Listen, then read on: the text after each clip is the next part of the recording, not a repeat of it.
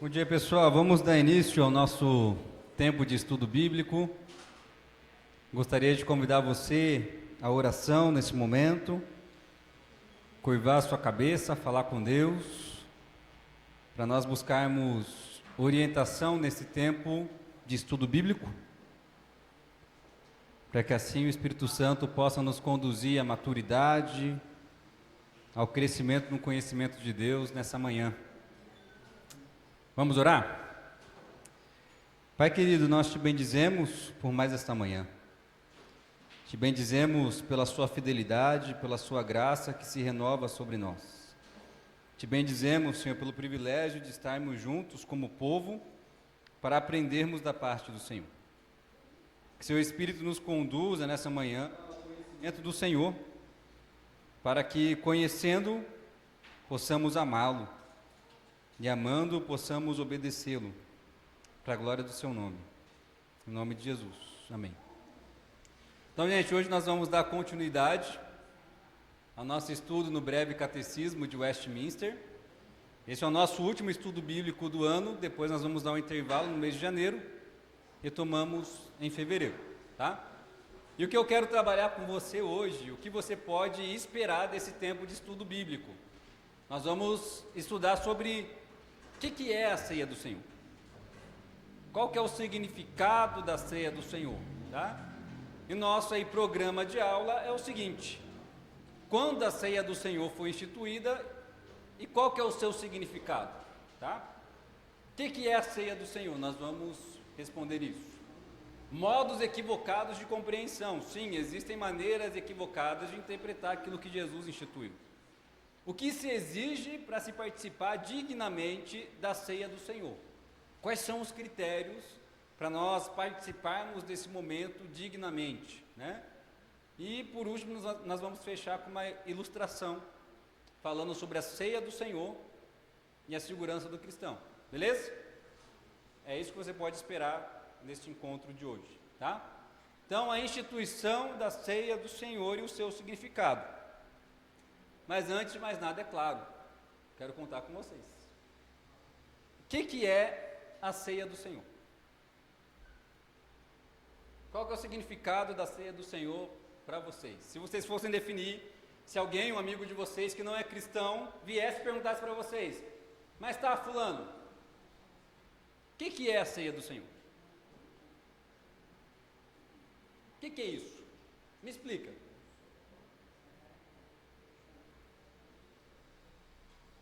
É para falar, para vocês responderem. Comunhão. Memória. Memória do que? Comunhão com quem? Memória da morte de Cristo na cruz. Que mais? Comunhão com o seu povo. Que mais? Como que vocês definiriam esse momento que a gente participa todo domingo? Todo domingo não, uma vez por mês, mas poderia ser todo domingo. Aproveita que está calor hoje, entendeu? Todo mundo para cima, né? Então aqui já tivemos duas definições, né? O que é a ceia do Senhor? É um memorial. E a comunhão com o povo de Deus. Beleza, o que mais? Como você definiria a ceia do Senhor? Lembra que um amigo não cristão te perguntando, ele está esperando uma resposta, e você está em silêncio na mesa da panificadora. O que é a ceia do Senhor para vocês? Anúncio do Evangelho até que Jesus volte, né? Então olha o tanto de definições que nós já temos, tá? Nós temos aqui um memorial, nós temos aqui comunhão com o povo de Deus, nós temos o anúncio do Evangelho até que Cristo volte, beleza? Então vamos trabalhar nisso aí, tá? Quando a ceia do Senhor foi instituída?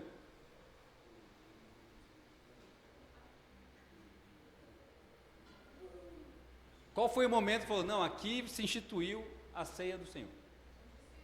Com os discípulos, olha lá, então vamos lá. A última ceia é o marco que define esse ritual que nós chamamos de ceia do Senhor, tá? Alguém lê lá para mim, por favor, Mateus 26, de 26 a 30.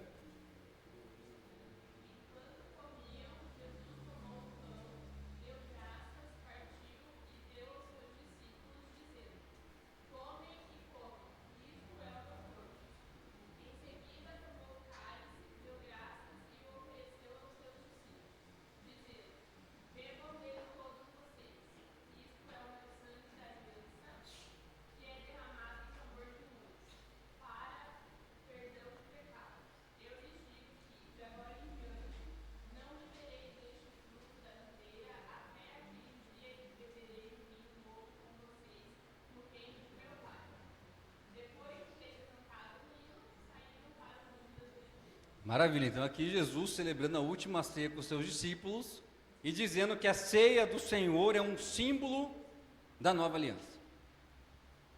Mas vocês que já estão aí estudiosos, né, das Escrituras, a ceia do Senhor substitui o que no Antigo Testamento? Lembra que esse momento é escola bíblica dominical, vou fazer perguntas para vocês. Sacrifício do Cordeiro, maravilha. Então veja só, no Antigo Testamento, para que alguém pudesse se relacionar com Deus, era necessário o quê? Sacrifícios. Como que se adorava no Antigo Testamento? A adoração não era simplesmente por meio de cânticos, orações. Se você quisesse se relacionar com Deus, você precisava sacrificar um animal. Porque para se relacionar com Deus é necessário que seus pecados sejam perdoados. Para que seus pecados sejam perdoados é necessário um substituto. No Antigo Testamento, esse substituto era um cordeiro, né? uma ovelhinha, sem defeito, tá? Que o que? Apontava para o substituto que haveria de vir. Os sacrifícios eram eficazes e só eram eficazes porque apontavam para Cristo Jesus, tá? Mas era assim que se adorava no Antigo Testamento. Você chegava no templo, e que só existia um templo no Antigo Testamento, tá? Que era o templo lá em Jerusalém. Era só em Jerusalém que se adorava corretamente a Deus. Se você quisesse adorar a Deus, você precisava sacrificar um cordeiro. Era assim que se adorava. A adoração era feita dessa maneira no Antigo Testamento. Ou seja, a adoração verdadeira e genuína estava reservada para o povo judeu, no templo de Jerusalém.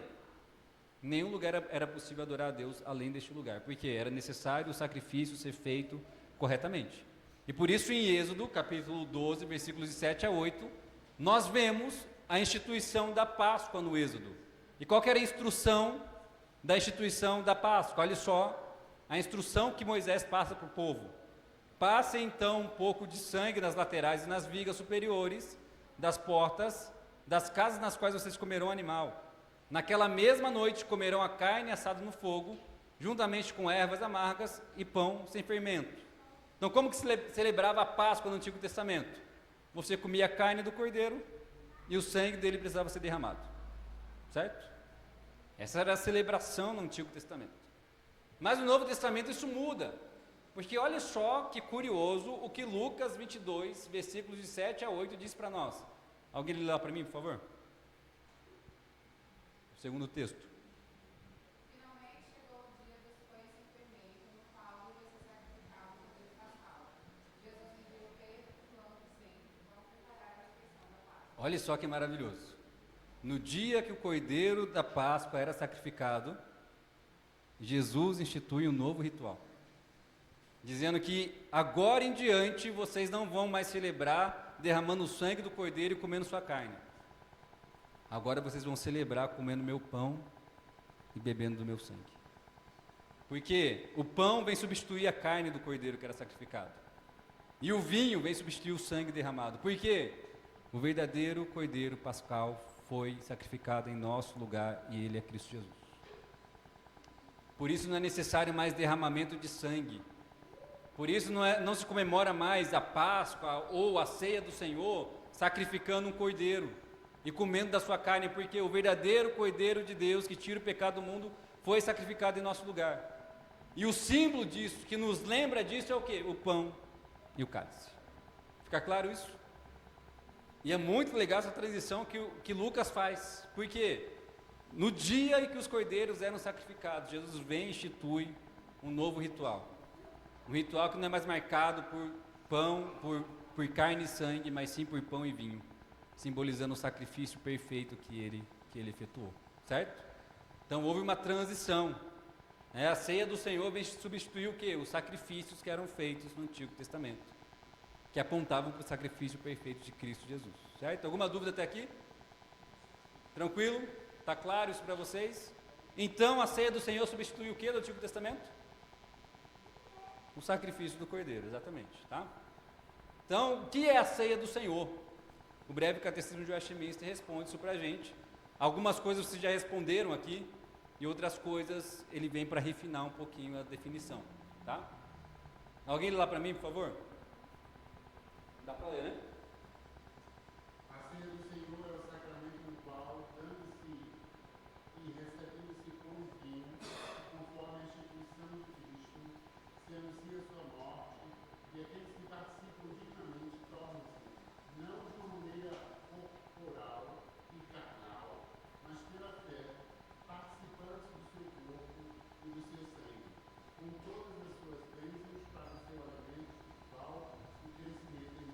Maravilha, então. Olha só, muitas coisas já responderam, né?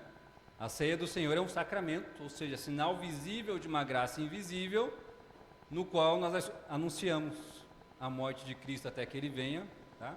Que não é apenas comunhão com o povo de Deus, mas é comunhão com o próprio Cristo, onde por meio da fé, quando nós participamos da ceia, nós recebemos e participamos de todas as bênçãos do sacrifício de Cristo Jesus. E isso nós veremos mais adiante, tá? Isso é a ceia do Senhor. Vocês veem que os nossos símbolos de fé, eles refinam bastante, né, as definições. E vocês vão entender o porquê disso. Porque, por exemplo, quando o breve catecismo fala que nós não participamos de uma maneira corporal e carnal, eles estão combatendo uma teologia equivocada aqui, que nós vamos ver, que é a teologia católica, que acredita que nós participamos de maneira carnal e corporal do sacrifício de Cristo. Nós vamos ver isso adiante, tá? Então, olha só, de onde o breve catecismo ele tira essa definição de que a ceia do Senhor é participação da comunhão com o próprio Cristo, lá em 1 Coríntios 10, 16 a 17. Olha só, não é verdade que o cálice da bênção que abençoamos é uma participação no sangue de Cristo, e que o pão que partimos é uma participação no corpo de Cristo? Ou seja, qual é o significado da ceia do Senhor? Nós estamos unidos a Cristo, nós participamos dele, nós somos um com ele, e a ceia do Senhor simboliza isso. E se nós somos um com Cristo Jesus, nós desfrutamos de todas as bênçãos do seu sacrifício. Maravilhoso, né? Nós somos participantes dele, participamos de Cristo. E por haver um único pão, nós que somos muitos, somos um só corpo, pois todos participamos de um único pão. Então aqui ele fala de duas comunhões, de duas participações. Nós participamos de Cristo, e por isso participamos uns dos outros, compartilhamos a vida, compartilhamos a fé, compartilhamos a jornada juntos, tá? Modos equivocados de compreensão. Quando você toma a ceia do Senhor, qual que é o significado do pão e do vinho? Acontece alguma coisa milagrosa no momento em que você toma a ceia? Sim ou não? Mas há quem acredita que sim, tá? E aqui são os modos equivocados de compreendermos a ceia do Senhor. Por exemplo, a Igreja Católica ela defende a doutrina da transubstanciação. O que é a doutrina da transubstanciação? Alguém sabe?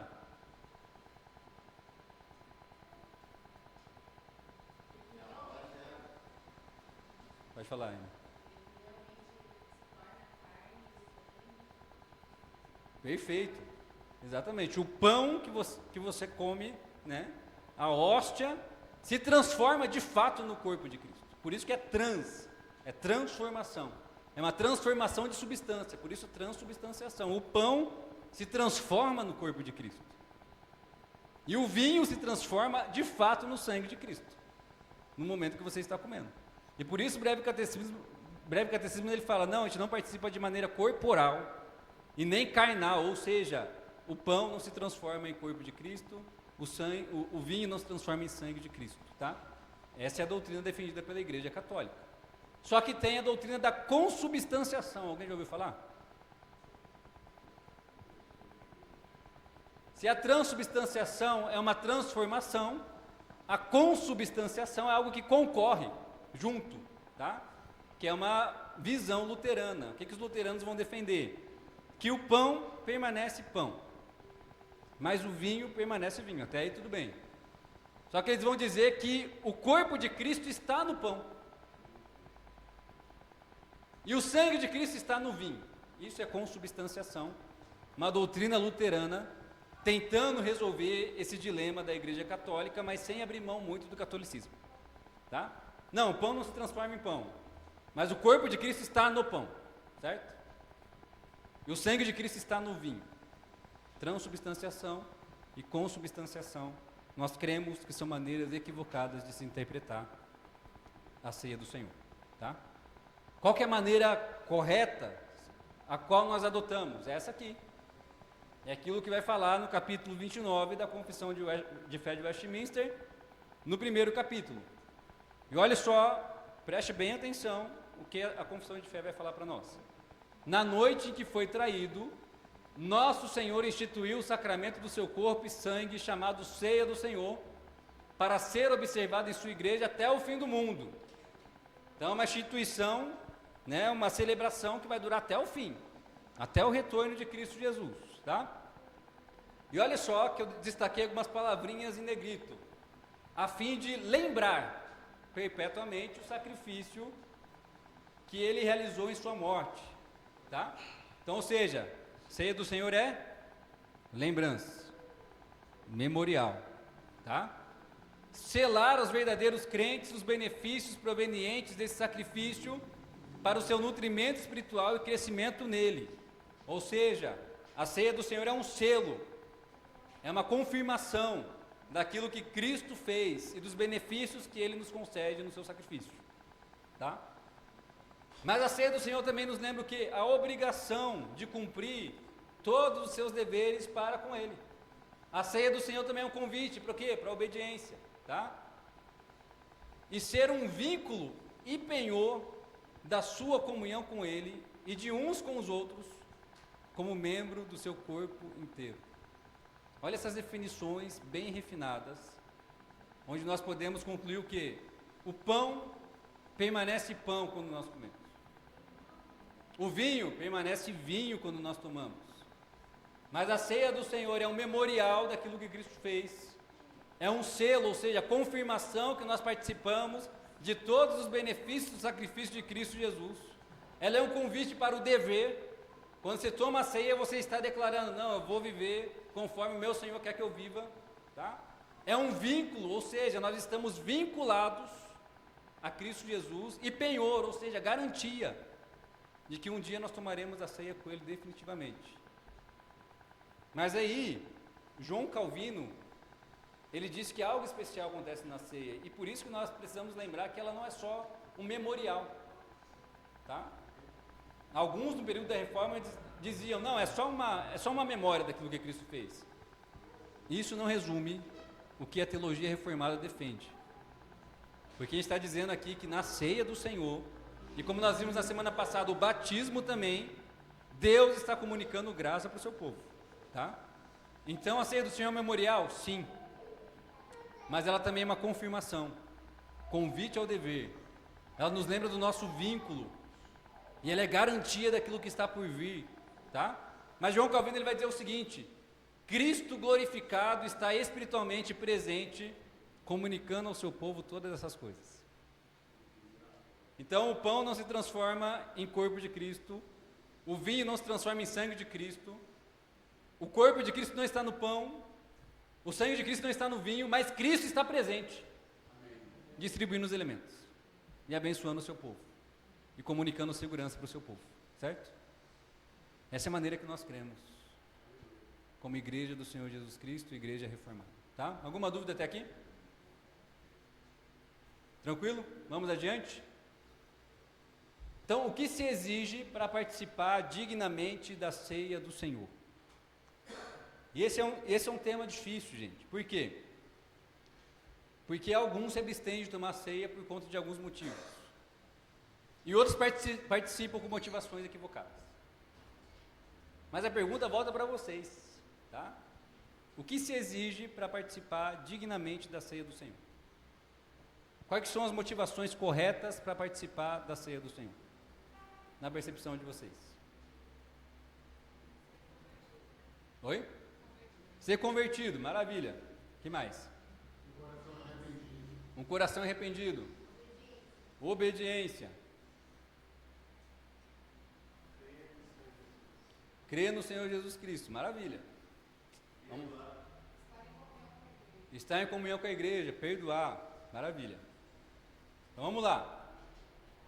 E aqui nós temos o texto clássico de 1 Coríntios, capítulo 11, versículos de 20 a 30, onde o apóstolo Paulo, ele está mostrando para a igreja de Corinto que, cara, vocês estão participando da ceia do Senhor errado,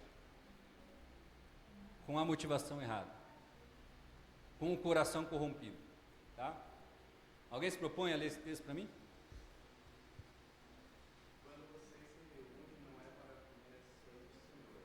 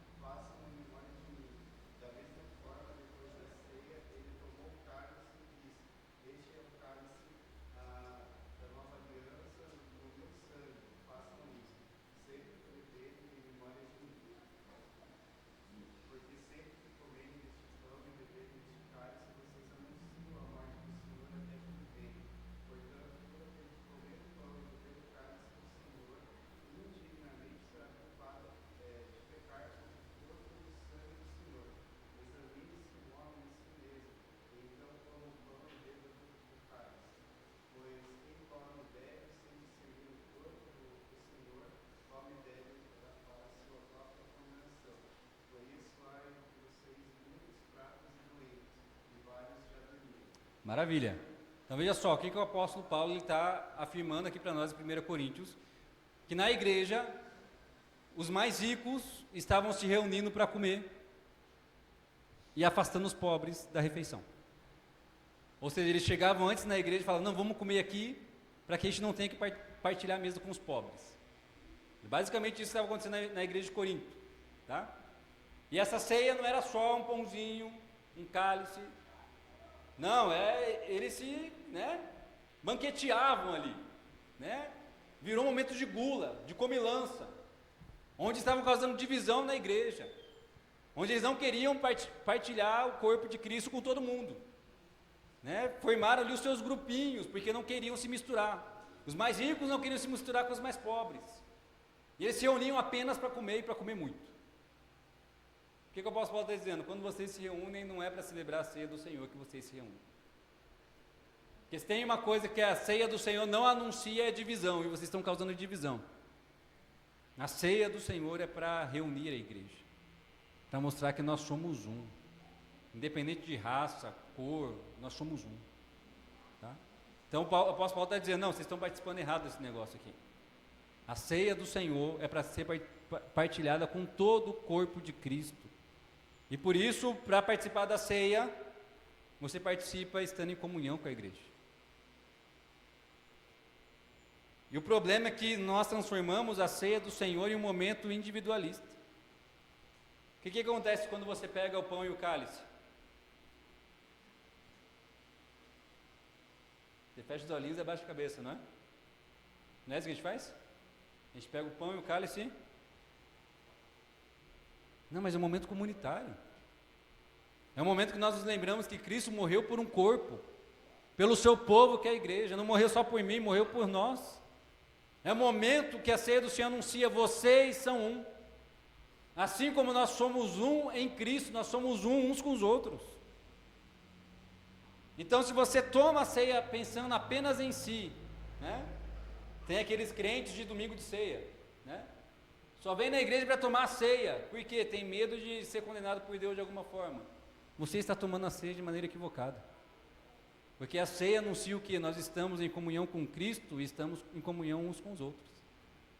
A ceia do Senhor só faz sentido se nós tomamos conscientes que nós fazemos parte da igreja. E isso que o apóstolo Paulo está acusando aqui, vocês não estão tomando a ceia certo, porque vocês estão tomando a ceia e causando divisão, ao invés de trazer união. Vocês estão comendo e pecando, porque vocês estão sendo gulosos. Vocês estão se embriagando na ceia do Senhor. Eu posso estar falando, isso está errado. Se você quer participar dignamente do corpo de Cristo, saiba que a ceia do Senhor anuncia que nós somos um. Na igreja do Senhor Jesus não pode ter divisão, grupinhos. Eu partilho do corpo de Cristo com aqueles que eu tenho dificuldade também. Com aqueles que eu tenho dificuldade de olhar na cara, de conversar, porque a ceia do Senhor anuncia nós somos um, certo? Por isso nós precisamos tomar esta ceia com que consciência? Nós fazemos parte do corpo de Cristo. Se você está fora do corpo de Cristo, fora da comunhão, não faz sentido participar da ceia do Senhor. Faz sentido isso? É isso que o apóstolo Paulo está dizendo aqui. Se a ceia do Senhor é para causar divisão, vocês não estão tomando a ceia do Senhor. E o apóstolo Paulo diz isso categoricamente, não é para comer a ceia do Senhor que vocês se reúnem. Vocês estão fazendo qualquer outro tipo de coisa, qualquer outro tipo de confraternização, mas não é a ceia do Senhor. A ceia do Senhor é para anunciar que nós somos um e temos que lutar para permanecermos um. Tá? Isso que o apóstolo Paulo está acusando aqui. E ele se lembra o momento da instituição da ceia do Senhor, onde Cristo tomou o seu pão, tomou o cálice e repartiu com os seus discípulos. Onde no meio deles tinha quem? Um traidor. Mas Jesus falou, não, Judas, você não vai tomar a ceia. Ele falou isso? Partilhou a ceia com Judas.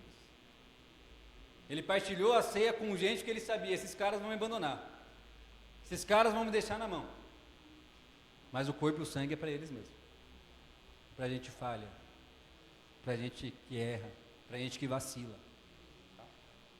Maravilha. Só que aqui o apóstolo Paulo, e isso nós precisamos lembrar, gente, isso aqui é sério. Quando você participa da ceia do Senhor, nós precisamos lembrar da seriedade da ceia do Senhor. que o apóstolo Paulo estava dizendo que alguns estavam tomando a ceia indignamente. E olha o motivo que o apóstolo Paulo fala que tinha doenças e morte na igreja. Qual que era o motivo? Vocês estão tomando a ceia do Senhor de maneira indevida. Ele está dizendo, tem muitos que estão doentes no meio de vocês, e muitos que já dormiram, ou seja, já morreram. Por quê? Tomaram a ceia indignamente. Não trataram com seriedade o corpo e o sangue de Cristo. Olha só o que o apóstolo Paulo está dizendo, gente. Que existem consequências temporais para aqueles que tratam o corpo e o sangue de Cristo de qualquer maneira. E por isso nós precisamos aprender a tomar a ceia do Senhor dignamente. Para quê? Para que eu não seja condenado por isso. O apóstolo Paulo está dizendo, alguns estão sofrendo condenação por causa disso. Tomam a ceia do Senhor indignamente, tá? Então, duas posturas que devem ser evitadas quando você vai tomar a ceia. A primeira é a postura do orgulho. E a segunda é a postura da vítima. Qual que é a postura do orgulho? Eu participo da ceia baseado nos meus méritos. Eu acredito porque eu vivo uma vida cristã exemplar que eu sou digno de participar da ceia do Senhor. Quando o pastor pede para você discernir, né? Discernir o corpo de Cristo, você olha para a sua semana e você pensa, não, essa semana eu arrasei, cara. Essa semana eu mandei bem. Acertei mais do que pequei. Não, essa semana, meu Deus, cara, só elogios da minha esposa. Essa semana só elogios do meu chefe. Essa semana meus filhos, caramba, cara, parece que eles são santos. Não, hoje eu vou participar da ceia, porque arrasei. Essa é a postura do orgulho. Essa é a postura do orgulhoso, que participa o quê? Baseado nos seus méritos. Avalia o seu desempenho e fala, não, hoje eu estou ok para participar da ceia. Mas tem a postura da vítima. Talvez seja uma das posturas que mais se repetem nas comunidades cristãs. Porque deixa de participar porque acredita que não merece. Não, eu não mereço participar desse momento. Né? Ele olha para a semana e fala, rapaz, essa semana foi feia. Essa semana eu vacilei. Essa semana eu escorreguei na casca da banana. Né? Preciso acertar as coisas com Deus para poder participar. Não, preciso dar um jeito, né? Compensar aqui os meus pecados para poder participar da ceia do Senhor. Essas duas posturas estão erradas. Se você participa da ceia do Senhor dessa maneira, você está participando indignamente do corpo de Cristo. Porque essas duas posturas são autocentradas. Você está olhando apenas para si mesmo. Apenas para o seu desempenho. Apenas para os seus méritos. E Agostinho de Hipona, ele aponta uma frase, né, de impacto, de como nós participamos indignamente da mesa do Senhor. E ele lembra de Judas. Judas comeu o pão com o Senhor, mas não comeu o Senhor com o pão. Ou seja, quando você toma a ceia, sem discernir aquilo que o pão e o vinho significam. Você acha que só é pão e vinho, mas não reflete sobre o que foi feito por você, o que foi realizado por você, quais são os benefícios da obra de Cristo na sua vida. Comer o pão com o Senhor, mas não comer o Senhor com o pão, não se alimentar de Cristo. A ceia é para nós nos alimentarmos de Cristo. Então veja só o que o capítulo 29 da Confissão de Fé de Westminster nos lembra. Ainda que os ignorantes e os ímpios recebam os elementos visíveis deste sacramento, não recebem a coisa por ele significada. Quem que são os ignorantes e os ímpios? Aqueles que não discernem o corpo de Cristo, não sabem o seu significado, e aqueles que não creem em Cristo Jesus. Quando eles recebem os elementos visíveis, não recebem nada. Só recebem um pãozinho e um cálice mesmo. É isso que a Confissão de Fé está dizendo. Se você não discerne o corpo de Cristo, o que foi realizado por você, e se você não é um cristão, você não está recebendo nada. Tá? Mas, pela sua indigna participação, recebem alguma coisa. Tornam-se réus do corpo e do sangue do Senhor, para a sua própria condenação. Olha a seriedade do que a confissão de fé está dizendo. O que um ignorante que não discerne o corpo de Cristo e o que um não cristão recebe quando participa da ceia do Senhor? Condenação. Se torna réu do corpo e do sangue de Cristo. Tá? Portanto, eles como são indignos de gozar comunhão com o Senhor, são também indignos da sua mesa e não podem, sem grande pecado contra Cristo, participar destes santos mistérios, nem a eles ser admitidos, enquanto permanecerem nesse estado. Olha a seriedade do que é falado aqui para nós. Aquele que é ignorante e aquele que não crê só recebe uma coisa: condenação. Isso só pode ser revertido se eles se arrependerem e crerem em Cristo Jesus. Tá bom? Então olha só a maneira correta de participar desse momento, tá? Como participar de maneira digna da ceia do Senhor. Aqueles que são dignos de participar se reconhecem pecadores sem mérito. Você pode ter arrasado na sua semana, você pode ter escorregado na casca de banana. Em ambos os casos, você continua sem mérito algum. Você não merece participar. Vivendo uma vida de santidade ou não, você não merece participar da ceia do Senhor. E você tem esperança de aceitação à vista de Deus somente por meio do sacrifício de Cristo Jesus. Qual que é a maneira correta de participar da ceia do Senhor? Eu não mereço. E só posso participar por meio de Cristo Jesus. Independente se eu estou vivendo em santidade, avançando, independente se eu estou escorregando na casca da banana, eu só participo por meio de Cristo Jesus. Só sou aceito por meio de Cristo Jesus. Só tenho acesso à mesa do Senhor por meio daquilo que Cristo fez, baseado nos méritos de Cristo Jesus. Então, o que significa discernir o corpo? Significa que tal pessoa entende a diferença entre a morte de Jesus e a morte de qualquer outro. Que entende que a morte de Cristo não foi uma morte qualquer. Significa apreciar a natureza da obra de Cristo em sofrer a ira de Deus em favor do seu povo. Que o corpo e o sangue de Cristo significam que ele recebeu a ira que eu merecia. Significa, em suma, reconhecer no sofrimento e morte do Salvador a propiciação pelos nossos pecados. E ele morreu para perdoar os meus pecados, os nossos pecados. Assim, aquele que é digno é de fato aquele que entende muito bem o quanto é indigno. E alguém cujo coração está cheio de gratidão a Deus pelo dom do seu querido Filho, Jesus Cristo. É dessa forma que nós participamos corretamente da mesa do Senhor. Eu sou indigno, mas sou grato, porque posso me assentar à mesa, a partir daquilo que Cristo fez. Se você entendeu isso, você está participando da ceia do Senhor dignamente, sem nenhuma condenação. E você participa de todos os benefícios daquilo que Cristo conquistou por você. Quais que são esses benefícios? Ora, você se lembra que seus pecados são perdoados. Cristo Jesus, na ceia do Senhor, comunica para você que por meio da fé você se torna justo.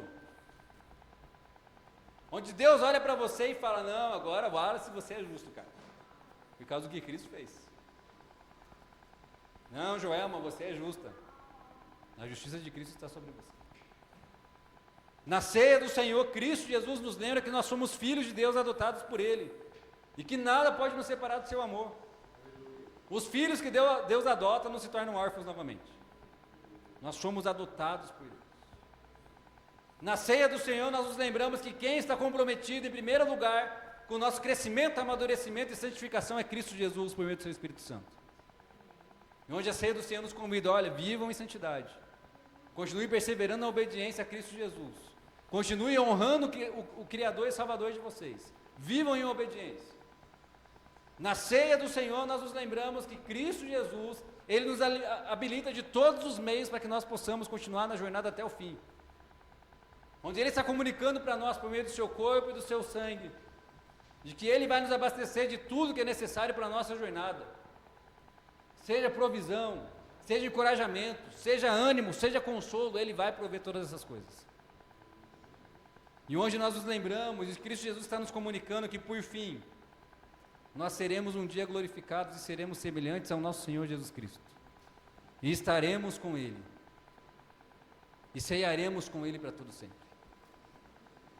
Esses são os benefícios que Cristo Jesus comunica para todos aqueles que bebem dignamente do seu cálice e comem do seu pão. E Ele comunica isso não apenas mentalmente, mas espiritualmente. Maravilhoso. Então, nosso memorial é Cristo Jesus injetando vida na gente e fazendo a gente crescer a cada refeição. E por fim, gente, assim eu finalizo falando sobre a ceia do Senhor e a segurança do cristão. Lembrando do versículo, porque sempre que comerem deste pão e beberem deste cálice, vocês anunciam a morte do Senhor até que Ele venha. E aqui eu finalizo lembrando para vocês a comparação da ceia do Senhor com o noivado do primeiro século dos judeus. Como que funcionava o noivado no primeiro século, lá no povo judeu? Imagina que tinha um rapazinho lá, ficou interessado na sua filha, né? Lembra que nessa idade, sua filha deveria ter em torno de 12, 13 anos de idade, tá? E o rapazinho, 17, 18 anos. Chegava lá no sogrão e falava, ó, quero pagar o dote da sua filha. Me apaixonei por ela, ela se apaixonou por mim, eu vou pagar o preço para ter ela para mim. Tal, e o sogrão falava, não, esse é o valor da minha filha, tal. Então tome o valor, tal. E como que era selado esse contrato? Com uma taça de vinho. Uma taça de vinho selava o contrato e falava, não, agora ela é sua noiva e você é noivo dela. Só que tem um detalhe do noivado aí do primeiro século. O noivado do primeiro século já era o casamento, basicamente. Onde se você desmanchasse o noivado, você já estava divorciado. Por quê? Selava-se o contrato, o dote já foi pago, a mulher já te pertence. Mas o que o rapazinho fazia? Olha, então eu vou ajeitar as coisas, vou voltar para minha casa, vou ajeitar as coisas, deixar tudo preparado, e eu volto para buscar minha noiva. Certo? Beleza? Isso levava mais ou menos 1, 2 anos, hoje o rapazinho estava lá construindo uma casa, ajeitando os móveis, né? Cuidando do gado, para ter um dinheirinho ali para poder cuidar da sua família. 1, 2 anos depois, ele voltava. Só que ele voltava com uma multidão de gente, que é aquilo que era chamado de cortejo, né? Ia cortejando para buscar sua noiva. Um servo era enviado à frente para avisar a noiva, olha, o noivo está vindo, se prepara, se arruma, ajeita o vestido, dá um tapa na maquiagem, que ele está vindo. O servo avisava para a noiva se ajeitava, e quando ela estava pronta, ela saía em direção ao seu noivo. E eles se encontravam no meio do caminho, e o noivo levava ela para a cerimônia, e aí tinham todos os votos de casamento, tudo mais, e levava a sua noiva para casa. Sabe qual é o significado da ceia do Senhor? Cristo Jesus já pagou todo o preço pela sua igreja. Todo o preço que era exigido para a nossa salvação e redenção, Cristo Jesus Ele pagou. Por meio do seu corpo, por meio do seu sangue, Ele pagou o preço que era devido para nos adquirir de volta para Deus. E qual que é a promessa que Ele faz aos seus discípulos? Ele sela o seu contrato com uma taça de vinho. E fala, está pago, está consumado, eu paguei o preço, eu vou preparar lugar para vocês, eu vou ajeitar o cantinho para vocês, mas lembre-se que essa taça de vinho é uma lembrança, eu vou voltar para buscar vocês, porque vocês são minha noiva, eu já comprei vocês, ninguém pode livrá-los da minha mão. E haverá um tempo então em que os anjos vão anunciar para a noiva de Cristo, Ele está vindo. E Jesus Cristo vai vir com um cortejo de uma multidão de anjos angelicais para buscar a sua noiva. E nós nos encontraremos nos ares. Viveremos para sempre juntos. Gente, essa é a lembrança da ceia do Senhor. Toda vez que você comer o pão e tomar o cálice, lembra-se, é Jesus Cristo garantindo para vocês: Eu voltarei. Eu só fui preparar lugar para minha noiva. Eu só fui ajeitar o cantinho, mas eu vou voltar. E a garantia disso, eu derramei o meu sangue. O preço está pago. Assim como o noivo do primeiro século não esquecia da sua noiva, pelo contrário, queria construir logo o cantinho para buscar a sua noiva, Cristo Jesus também. É só questão de tempo para ele retornar, para levar a sua noiva para ele, para nos levar com ele. Aí serão as bodas do casamento. E o Apocalipse nos lembra que haverá uma boda de casamento. Esse grande encontro de Cristo com a sua noiva, onde o casamento será eterno, para sempre, e habitaremos para sempre com ele. Então lembre-se disso. A ceia do Senhor é um convite para você estar seguro que o seu Senhor vai voltar. E a garantia disso é o seu sangue. Ele selou o contrato com o seu sangue. E é só questão de tempo para isso acontecer. Amém? Alguma pergunta, gente?